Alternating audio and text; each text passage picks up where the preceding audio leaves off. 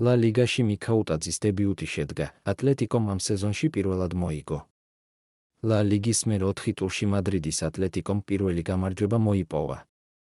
მეტროპოლიტანოზე სიმეონეს გუნდს ვილიარეალი ესტუმრა, რომელსაც 9 შესაძლოდან 7 ქულა ჰქონდა მოპოვებული. ყვითელი წყალქვეშა ნავის რიგებში ოფიციალური დებიუტი ჰქონდა გიორგი მიქაუტაძეს, რომელმაც მატჩი სასტარტო შემადგენლობიდან დაიწყო.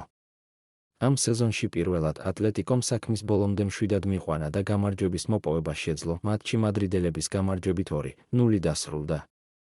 გოლის გატანა მეტ 9 წუთზე პაბლო ბარიოსმა მოახერხა, 52-ზე კი ნიკო გონსალესმა როხი ბლანკოს რიგებში თავი პირველად გამოიჩინა.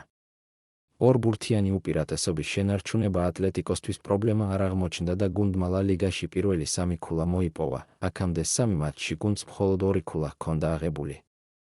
მიქაუტაძემ მოედანზე 79 წუთი ჩაატარა, თუმცა კარში დარტყმის შესაძლებლობაც კი არ მისცემია. გამოცემა SofaScore-მ ქართველს ამ მატჩისთვის 6 მაისი შეფასება დაუწერა.